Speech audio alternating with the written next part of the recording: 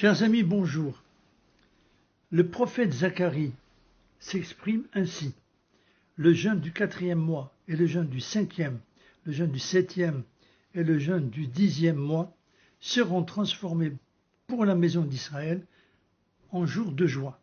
Et nos sages d'expliquer que le 4e jeûne correspond au 17 Tammuz, 7e mois de l'année, le 5e correspond au 9 Av, le 7e au 3 Tishri, jeûne de Guédalia, le 10e au 10 Tevet.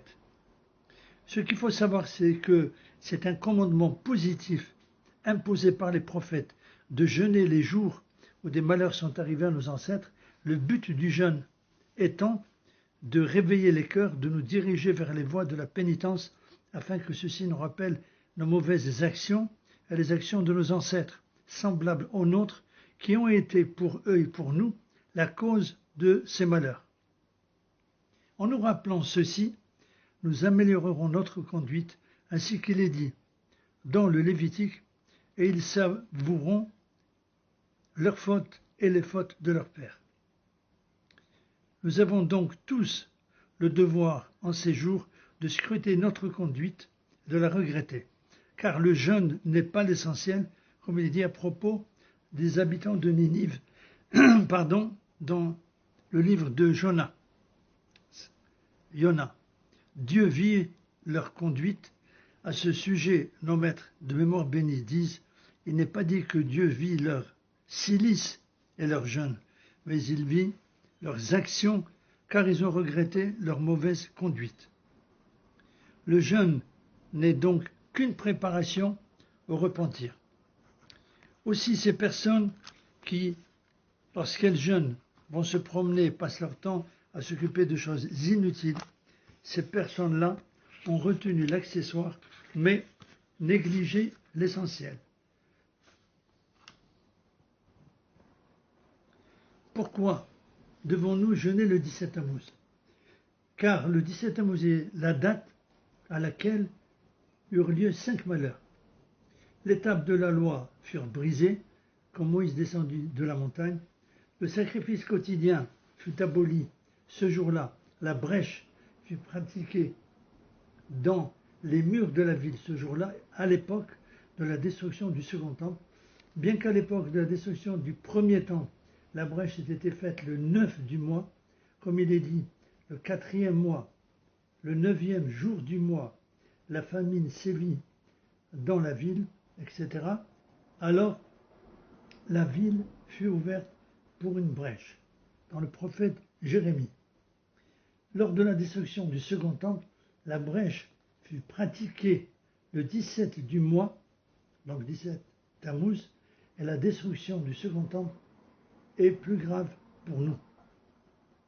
Ce jour-là également, Apostomos, le tyran, brûla un rouleau de la Torah et une idole fut placée dans le temple par des juifs pécheurs, ce qui provoqua la destruction du temple et notre exil. En général, dans les communautés séfarades, il est d'usage de rappeler le jour de jeûne, pour le 17 Tammuz ou bien le 10 Tevet, après la lecture de l'Haftara, le Shabbat précédent le jeûne, c'est-à-dire ce Shabbat, Shabbat Balak. Quelles sont les règles communes aux 3 jeûnes? L'obligation incombe à tous de jeûner ces journées qui rappellent de tristes événements que subit le peuple d'Israël au cours de son histoire. Il est interdit d'ouvrir une brèche et se dispenser de jeûner sans motif valable. Pour ces jeûnes, il est permis de se laver, de se frictionner, de revêtir des chaussures en cuir et de pratiquer l'intimité conjugale. Quelle est la durée du jeûne? Le jeûne commence à l'aube, donc cette année, dimanche matin à l'aube, et se termine à la sortie des étoiles. Il est donc possible de manger et de boire pendant la nuit, avant d'avoir dormi, excepté le jeûne du 9 Av, qui commence la veille avant le coucher du soleil, comme leur jour de Kippour. Peut-on aller dormir et se réveiller avant l'aube pour manger et boire? Réponse oui, si on est allé dormir avec la condition et l'intention de se lever le matin pour boire on peut manger donc avant l'aube. Si on a omis de faire cette condition, il ne sera pas permis a priori ni de manger ni de boire. Par contre, si on s'est endormi involontairement avant d'avoir consommé le repas du soir et qu'on se réveille avant l'aube, il sera permis dans ce cas exceptionnel de boire et de manger.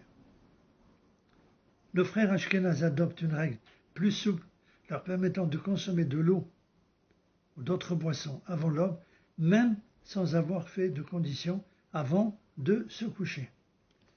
Celui qui est allé dormir sans faire de conditions de se lever dans la nuit pour boire ou manger et se réveiller dans la nuit avec une soif intense peut-il boire et manger? Réponse oui, il lui est permis de boire uniquement.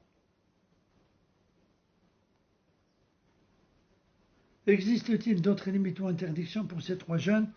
Réponse non.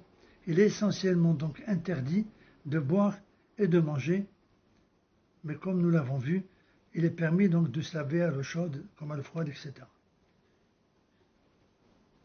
Voilà donc pour la première partie concernant le jeûne du 17 Tammuz.